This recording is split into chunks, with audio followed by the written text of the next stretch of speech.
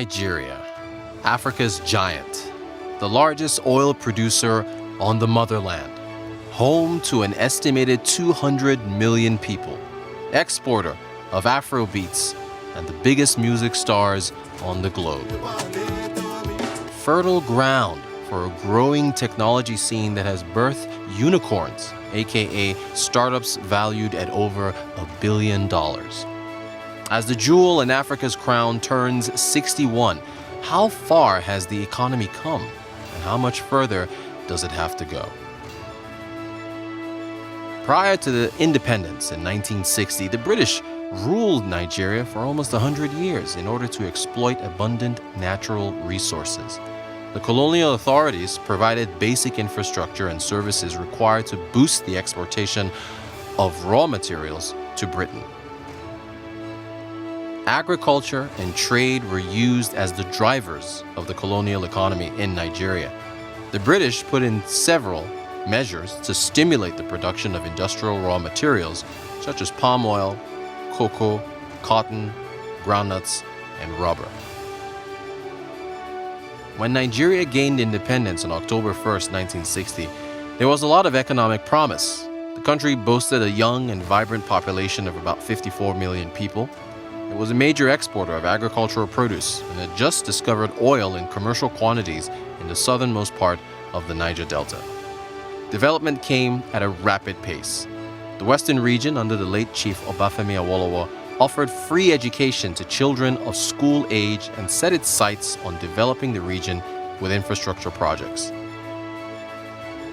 Unfortunately, the progressive policies of the civilian regional administrations were cut short when on January the 15th of 1966, the Nigerian government led by Sir Abubakar Tafawa Balewa was overthrown in a bloody coup. That coup was to usher in an era of military rule that would last for almost 3 decades. By the 1970s, Nigeria joined the Organization of Petroleum Exporting Countries, OPEC, and was awash in petrodollar wealth. Average real GDP per capita reached a peak of about $1,804 between 1976 and 1979, during the military period of Olusegun Obasanjo.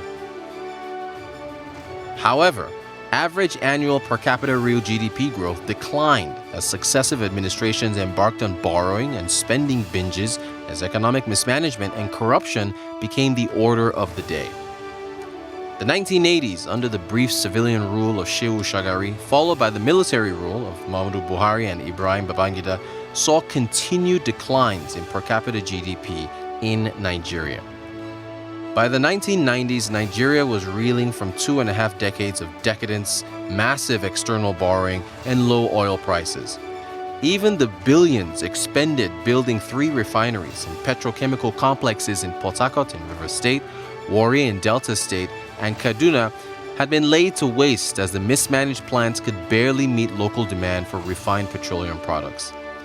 With the economy now in dire straits, the military administration of General Ibrahim Babangida introduced an IMF-backed Structural Adjustment Program, SAP.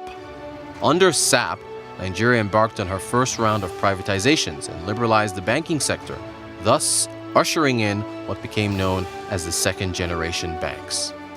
However, it was also under SAP that Nigeria first devalued her currency with the introduction of the second-tier foreign exchange market. Prior to the adoption of SAP, the average per capita GDP was almost $1,544 between 1960 and 1985. However, a decline in real GDP per capita was experienced after the SAP era. The real GDP per capita on average stood at $1,446 when the country was under military regime. By the mid to late 1990s, the Nigerian economy continued to flounder, and the next military junta headed by General Sani Abacha was forced to introduce the autonomous foreign exchange market that had a 2-tier system where the official exchange rate of the naira was pegged at 22 naira to the dollar for government transactions and sold at 88 to the dollar for non-government transactions. Under Abacha, not only did the economy suffer, Nigeria became a pariah state after he sanctioned the state execution of Ken Saro-Wiwa and 9 other activists over their involvement in the protest of the degradation of Ogoni land by oil and gas giant Shell. The death of Abacha in 1998 precipitated a return to civilian rule. Former military ruler Olusegun Obasanjo returned to run the country in 1999. Under President Obasanjo, Nigeria pursued an aggressive reform agenda, ranging from the liberalization of the telecommunications sector to pension reform. Another major achievement was Nigeria's ability to negotiate and secure a massive debt write-off, which enabled her to repay a whopping $12 billion to the Paris Club and other international creditors. This was achieved by Dr. Ngozi Okonjo-Iweala in her first of two stints under different administrations as finance minister. Nigeria was able to attract investors in several segments of the economy. It also grew its external reserves, which helped to shield the nation from exogenous shocks during the global financial crisis between 2008 and 2010. External reserves rose from $4 billion in 1999 to a peak of $58 billion in 2008. However, subsequent civilian administrations after President Obasanjo left office have not been able to carry on his trend of reforms. Obasanjo's immediate successor, President Umar Yar'Adua, passed away tragically while in office. His successor, President Goodluck Jonathan, attempted to remove Nigeria's expensive fuel subsidies. Unfortunately, he was thwarted by nationwide protests. So far in 2021, Nigeria's fuel subsidy payments have ballooned to 906 billion naira and are on course to cross 1 trillion by the end of the year. Under President Buhari, Nigeria's debt has again grown to worrying proportions, with the country spending as much as 98% of her revenue to service debt from January through May of 2021. The naira has not fared any better and now exchanges at 413 to the dollar, down from its levels at the peak of independence. In 2018, Africa's largest economy also became the world's poverty capital, overtaking India. With food inflation in Nigeria above 20%, the World Bank has said high food prices pushed 7 million more Nigerians into poverty before accounting for the impact of the COVID-19 pandemic. With the pandemic, insecurity, crippling fuel subsidies, and unemployment at 33%, Nigerians are wondering if there's anything worth celebrating after 61 years of nationhood. The big question: what is Nigeria's top economic priority at 61? Let's start by summarizing what has happened in 61 years. We've had 61 years of missed opportunities, hard choices, bad choices, roller coaster, then the cyclical from booms, recessions, slowdowns, recovery. But the truth is that 61 years later, where are we compared to our peers and where are we compared to ourselves? I think that's important. That way then we can now begin to understand what the challenges going on for. Firstly, in 1960, the life expectancy of Nigeria was 37, right? And that of Singapore, Malaysia and others was something like average of 57. Today, Singapore's life expectancy is 83 and that of Nigeria is 55. Nigeria's income per capita in 1960 was about $700. Today it's $2,000. Singapore's income per capita was virtually the same as ours, about $800. Today it is $55,000. So their income per capita is 27 times ours in a period of 6 years. They are an advanced economy, leading economy, the ease of doing business, everything, Now, so having said that,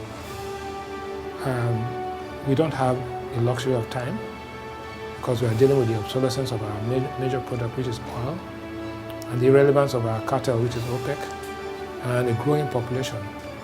We are getting poorer by the day because our population growth rate is outstripping. So what do we have to do? We have to make some very difficult decisions. First decision is to accept that we are not a rich country and that we don't have the luxury of making any mistakes. Two, that because oil is beginning to fade out in terms of its relevance, we can't afford to waste any more time. We've got to nurture that goose, but we know that that goose is about to die. How do you deploy it? You've got to, the transition from a totally imperfect market which is dominated by state-owned monopolies. We've got to break that transition. We can't go about it slowly anymore. We have to move straight to market reform.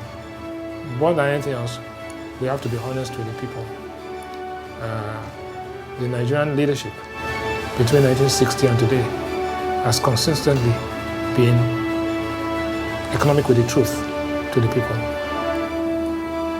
We have been dealing with asymmetric information. We've been concealing material facts about the economy. Therefore, what you sell to people becomes difficult to believe. And gradually, between 1960 and today, governance and governments have lost credibility, and the people just feel alienated. So, first things first, let's level with the people. 2, let's make some hard decisions. Not all of them at the same time. Doing all of them at the same time, but the ones that need to be done. And then we have to accept that we are in a transition from an imperfect market, where rent and influence peddling and monopolies exist, to a perfect market where there's conditions of a perfect market as free entry, free exit, homogeneous community, and total information on the table. So we need to unban Twitter. We need to allow price discovery in the markets. We need to make our currency move towards convertibility and support it. And we've got to be absolutely transparent and honest with the Nigerian people. Time is not on our side. So we need to be absolutely and brutally frank with the Nigerian people. They will believe us. They will believe us if we're telling the truth. But they will not believe us if we're lying. That's the truth.